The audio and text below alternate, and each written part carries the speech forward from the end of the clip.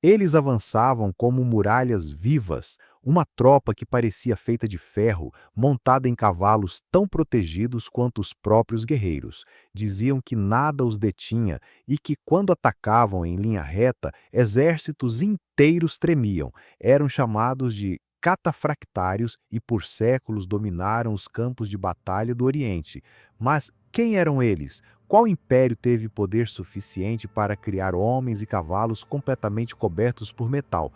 Hoje, no Espada História, você vai conhecer a origem, as lutas e o legado real dessa cavalaria que virou lenda.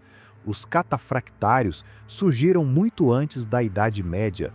Sua origem está nas civilizações do Oriente Próximo e Ásia Central entre os séculos 4 a.C. e 6 depois de Cristo, em impérios como o Parta, Sassânida e mais tarde o Império Bizantino. Esses impérios enfrentavam constantemente guerras em grandes planícies e terrenos abertos, onde a cavalaria era o coração das batalhas. Mas os catafractários não eram uma cavalaria comum. Eles foram uma resposta estratégica a esse tipo de combate. Tropas de choque criadas para quebrar formações inimigas com pura força e peso. O nome catafractário vem do grego katafraktos, que significa completamente coberto. E era exatamente isso que eles eram. Homens e cavalos protegidos da cabeça aos pés com armaduras de ferro e bronze, como tanques humanos. Ao longo dos séculos, o modelo foi adotado e adaptado por várias culturas. Os partas usavam catafractários contra os romanos. Os sassânidas levaram a doutrina a um novo nível. E os bizantinos, já nos séculos 5 e 6, herdaram e aperfeiçoaram a técnica. Os catafractários se tornaram o símbolo de elite militar oriental, muito antes dos cavaleiros europeus surgirem. Ser um catafractário não era para qualquer um. Esses guerreiros eram escolhidos entre os mais fortes, disciplinados e ricos das sociedades em que surgiram, especialmente no Império Parta, Sassânida e Bizantino. Em alguns casos, era preciso trazer seu próprio cavalo e armadura, o que tornava a tropa composta por nobres, aristocratas ou soldados muito bem patrocinados. O treinamento começava cedo.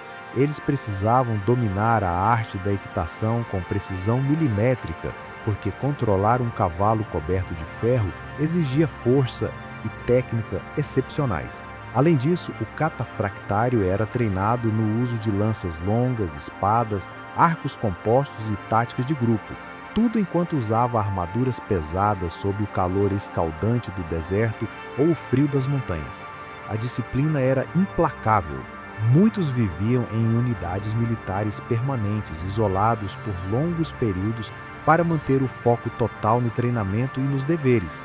Eles treinavam em formações fechadas, realizando ataques coordenados com força bruta, como se fossem uma única criatura de ferro avançando. Os cavalos também recebiam atenção especial, eram alimentados, treinados e até vestidos com armaduras completas chamadas bardin, que protegiam pescoço, peito e flancos. Esses animais eram tão importantes quanto os cavaleiros e precisavam ser resistentes, obedientes e velozes, mesmo sob armaduras que podiam pesar dezenas de quilos. O resultado? Uma simbiose perfeita entre homem e animal, moldada para ser uma máquina de guerra viva. Os catafractários não eram só imponentes, eles eram brutais. Imagine uma fileira de guerreiros e cavalos cobertos de metal reluzente, avançando lentamente como uma parede viva de lâminas e aço. A principal arma do catafractário era a contus, uma lança extremamente longa, com até 4 metros, usada com as duas mãos, mesmo a cavalo.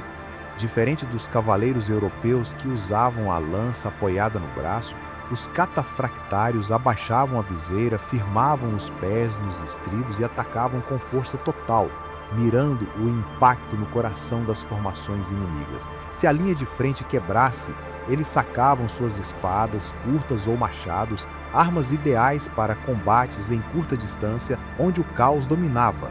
Além disso, muitos usavam arcos compostos. Antes do impacto, eles lançavam uma chuva de flechas sobre o inimigo. desmontando formações e criando aberturas. Essa combinação, ataque à distância seguido de uma carga destruidora, era devastadora, mas o que mais impressionava era a armadura. Os guerreiros vestiam malhas de anéis metálicos e placas rígidas sobre o peito, braços e pernas. Os cavalos usavam armaduras chamadas barding, que cobriam as partes vitais. Os capacetes podiam ter viseiras ou adornos, reforçando o visual intimidador. O combate dos catafractários era baseado em choque e resistência. Eles não eram rápidos, mas sim uma muralha móvel que, ao ganhar velocidade, virava um pesadelo. Quando atacavam em formação, quebravam lanças, escudos e até a moral do inimigo. Eles eram a encarnação do poder bruto e da disciplina, e não era à toa que, em muitos relatos antigos, apenas ver os catafractários se aproximando já bastava para fazer tropas inteiras baterem em retirada. Os catafractários não ficaram famosos à toa. Eles foram protagonistas em algumas das batalhas mais épicas da antiguidade, enfrentando impérios gigantescos e deixando um rastro de medo e respeito por onde passavam. Uma das batalhas mais lendárias foi a Batalha de Carras, em 53 a.C. Ali, os partas, usando catafractários e arqueiros a cavalo, enfrentaram o exército romano liderado por Crasso, um dos homens mais ricos de Roma.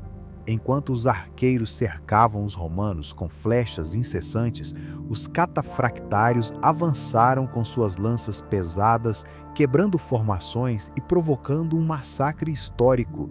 Crasso foi morto e Roma sofreu uma das piores derrotas de sua história. Outra batalha marcante foi em 530 d.C., na Batalha de Dara, onde catafractários do Império Sassânida enfrentaram os bizantinos. Mesmo enfrentando tropas treinadas e estrategistas como Belisário, os catafractários lutaram com ferocidade e quase reverteram o curso da batalha. Sua presença forçou os bizantinos a reformularem suas táticas, tamanha era a pressão que exerciam no campo de batalha. No Império Bizantino, os catafractários também tiveram um papel essencial. Sob o comando de imperadores como Basilisco e Niceforo II, eles formaram o núcleo da cavalaria pesada. Atuaram nas campanhas contra os árabes e búlgaros, sendo usados tanto em cargas frontais quanto em manobras laterais com grande impacto. Essas batalhas não só provaram a força tática dos catafractários, como também demonstraram o que um exército altamente treinado e blindado podia fazer, mesmo em menor número. Mas será que eram mesmo? Mito 1. Eles eram completamente à prova de flechas e lanças. A verdade é que suas armaduras eram sim avançadas para a época, mas nada é impenetrável. Flechas disparadas em ângulos certos, armas de haste ou mesmo táticas de cerco podiam ferir e até matar um catafractário. Mito 2. Eles eram lentos e inúteis em terrenos difíceis. Verdade. Em parte, eles realmente tinham mobilidade reduzida em florestas, montanhas ou áreas pantanosas, mas em campos abertos com espaço para ganhar velocidade, eram devastadores. Por isso, seus comandantes escolhiam com cuidado o terreno de batalha. Mito 3. Todos os cavaleiros pesados eram catafractários. Falso. O termo catafractário designa um tipo muito específico de cavalaria blindada, originária do Oriente, especialmente dos partas, sassânidas e depois adotada pelos bizantinos. Cavaleiros medievais europeus, por exemplo, seguiam uma tradição diferente, com outras armas táticas e estrutura social. Mito 4. Eles eram usados apenas como força de choque.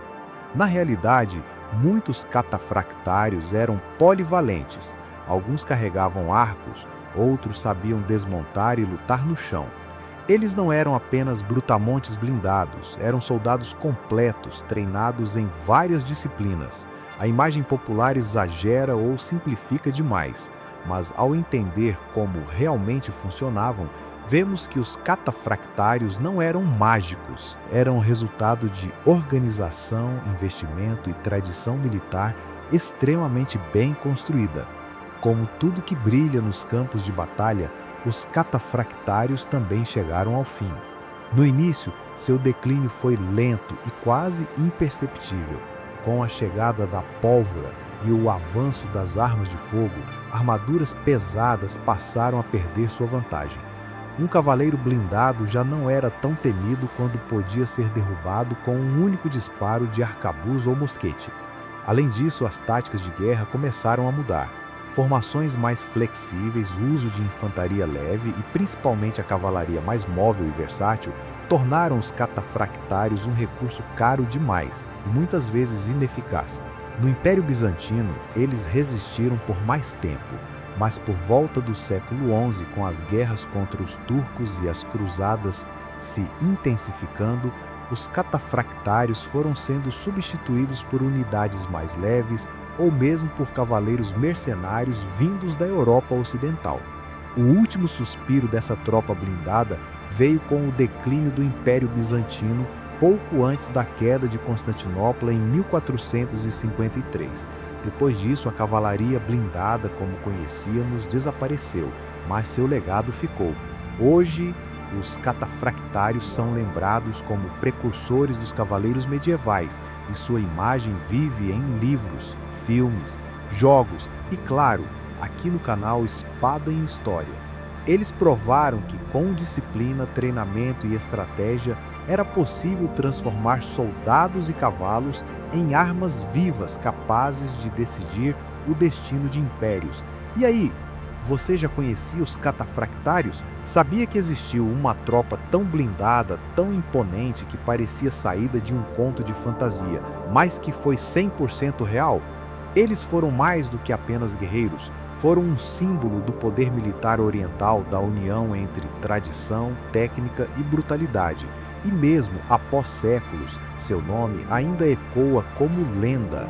Se você curtiu conhecer essa tropa lendária, se inscreve no canal, deixa aquele like para fortalecer o projeto e comenta aqui embaixo qual guerreiro você quer ver no próximo episódio do Espada em História. Até o próximo episódio.